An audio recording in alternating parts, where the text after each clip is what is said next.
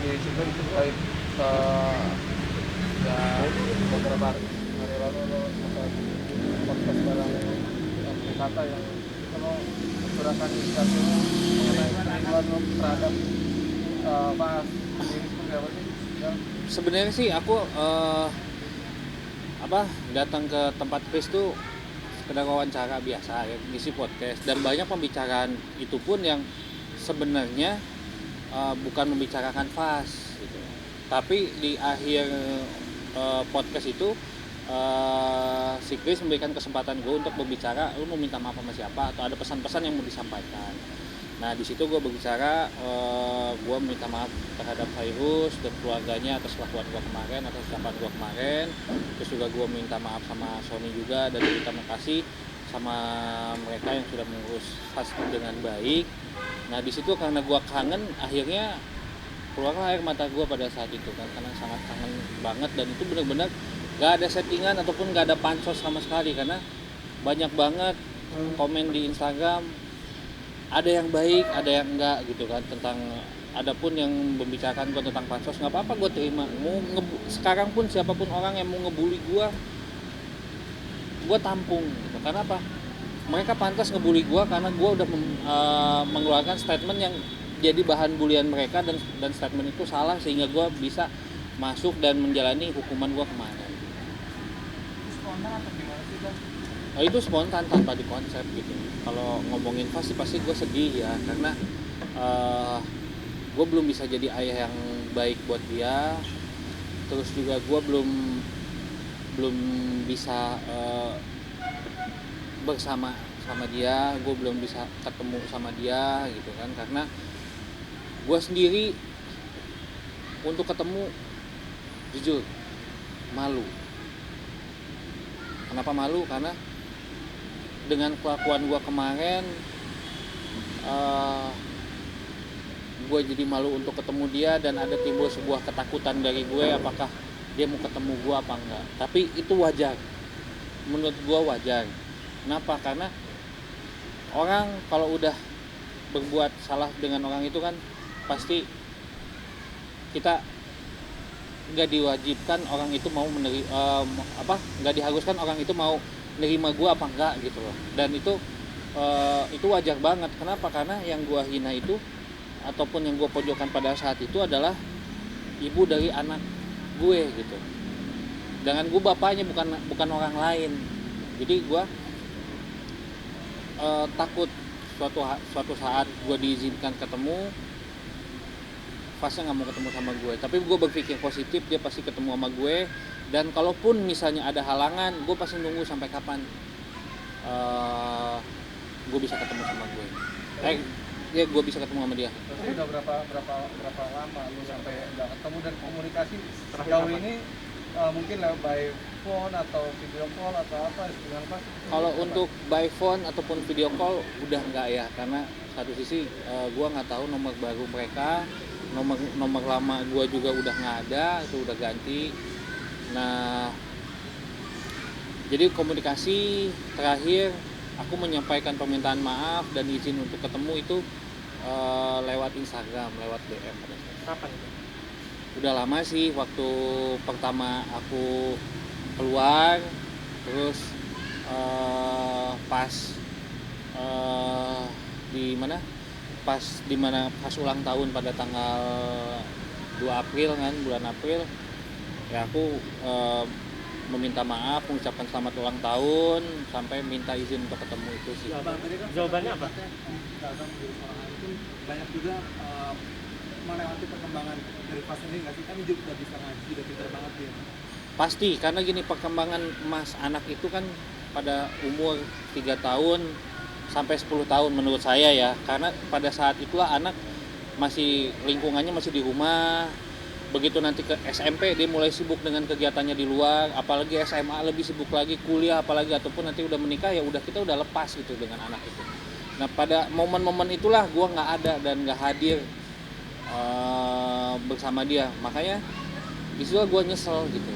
Kenapa sih pada saat itu gue egois? Kenapa sih pada saat itu gue ngeluarin statement yang benar-benar bikin sakit hati dia dan bikin gue jauh bukannya bikin gue ngambek, bukannya bikin gue deket karena pada saat itu gue ngambek gitu. Terus ya. Gali, tapi dari banyak hal itu, hal apa yang menurut Mas Gali itu paling fatal dulu yang dilakukan Mas Gali yang paling disesali lah? Paling sesali, gue pernah ngeluarin statement kalau gue pengen ketemu sama dia, gue harus tes DNA. Itu adalah hal yang sebenarnya tidak boleh diucapkan pada saat itu.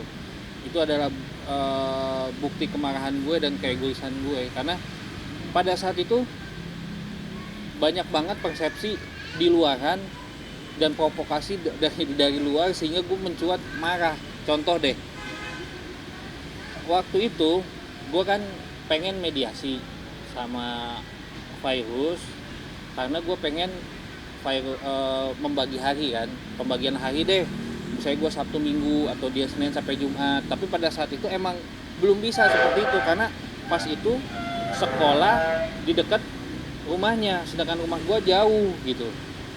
Jadi nggak mungkin untuk pembagian hari. Nah, gue ngotot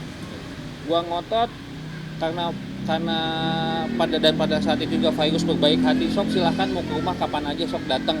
Nah, gue nggak mau kan, karena gue menawarkan sesuatu itu tidak ada jalan temu yang akhirnya keluar pemberitaan kalau gue mau ngebut hak asuh kan pada saat itu. Jadi rame banget dan gue terprovokasi pada saat itu yang akhirnya gue makin jauh gitu. Ya udahlah, kalau emang nggak mau diizinin ataupun nggak mau mediasi berarti itu bukan anak gue. Nah, itulah ucapan itu yang sampai sekarang gue sesalin gitu. Sebenarnya nggak usah terucap kata-kata itu. Karena apa? Karena dari dia lahir, dari Virus hamil, kan gue ada di situ. Nah, itu bukti dari keegoisan gue, dari ketidakdewasaan gue, sampai akhirnya tercetuslah kata-kata seperti yang benar-benar nggak pantas lah seorang ayah ngomong seperti itu. Tapi katanya seperti ketemu beberapa waktu kapan itu, kamu tadi pernah bilang lu sempat ketemu sama anak lu lengos bahkan dan gak negor juga kayak gitu. Iya itu betul. Waktu itu di acara TV ya, di acara award dia datang. Nah itulah karena bukti egois gue. Kenapa sih kok demi mementingkan ego gue pembagian hari pada saat itu, demi mementingkan mediasi, guanya jadi kehilangan akal sehat. Ya udahlah, dia juga nggak mau mediasi sama gue gitu kan, dia juga nggak mau ngikutin kemauan gue gitu kan. Akhirnya ya udahlah, males lah gue ketemu. Nah disitulah kesalahan gue pada saat itu. Dan ini lu udah ngapain nggak, maksudnya meskipun nantinya terlepas ya Sony udah mulai sayang banget bahkan udah kayak anak-anak, tapi lu sendiri sejauh ini nafkahin dia nggak? Iya, karena gini ya mas, waktu awal-awal masih nafkahin sedikit-sedikit. Nah begitu kesininya kan aku udah nggak produksi di dunia sinetron kan, sempat vakum dari 2015 itu benar-benar vakum, hanya menjalankan bisnis kecil-kecilan. Nah kebutuhan juga banyak pada saat itu, jadi nggak sempat untuk menyisihkan atau menafkahi Fas, dan gue akuin itu gitu. Tapi sekarang yang membangkitkan semangat gue, yang mau bikin gue untuk bekerja lagi ya Fas itu tadi. Kenapa? Karena alhamdulillah ada rezekinya buat aku. Sekarang aku lagi syuting judul baru ya, Geng Kolot. Nah disitulah gue udah mulai berpikir gitu, bagaimana caranya nanti gue dapat rezeki, gue sisihin sedikit demi sedikit semampu gue ya kan, untuk Fas apapun ya, pokoknya sedikit demi sedikit gue tabungin gitu kan, gue berikan nanti pada saat nanti. Dan adanya kapan itu mau ketemu, misalnya untuk sejauh ini punya planning untuk bisa gue sih gini, membuka komunikasi kembali dengan... gue sih kapan aja pengen ketemu, asalkan satu diizinkan untuk ketemu. Kenapa? Karena Virus udah punya suami gitu.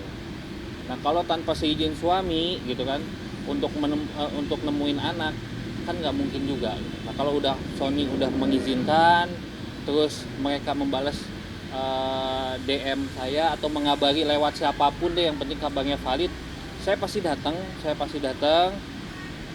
datang sendiri ya kan. Apapun yang terjadi di sana aku pasti hadapin. Tapi aku nggak mau nabrak ke rumah gitu, walaupun aku tahu rumahnya, aku nggak mau nabrak seperti dulu lagi, seperti tiba-tiba datang gitu kan. Aku nggak mau gitu. Aku pengennya benar-benar terjalin silaturahmi yang benar-benar baik gitu, nggak mau begitu ketemu gitu kan, ya kan kita nggak tahu di rumahnya ada atau enggak gitu kan, ataupun misalnya momen aku datang nggak pas atau sampai memunculkan sebuah sebuah permasalahan. Jadi intinya izin itu dimana nanti kan baik Sony atau Virus kan ngobrol sama Fas dulu nih gitu kan. Nah apakah Fas udah siap ketemu sama aku gitu kan, atau Fasnya nggak ada masalah ketemu sama aku kan enak gitu loh. Jadi nggak ada hal-hal yang tidak diinginkan nanti. Tapi sebenarnya Pak Yurus kan nggak bolehin, udah nggak boleh. Tapi gimana sebenarnya di tadi statement gue sempat ngeliat juga kan ada statement ini nggak bolehin. Tapi kok di kita nggak boleh, itu gimana sih sebenarnya? Kalau misalnya kalau itu statementnya kapan? Yang sekarang apa yang dulu?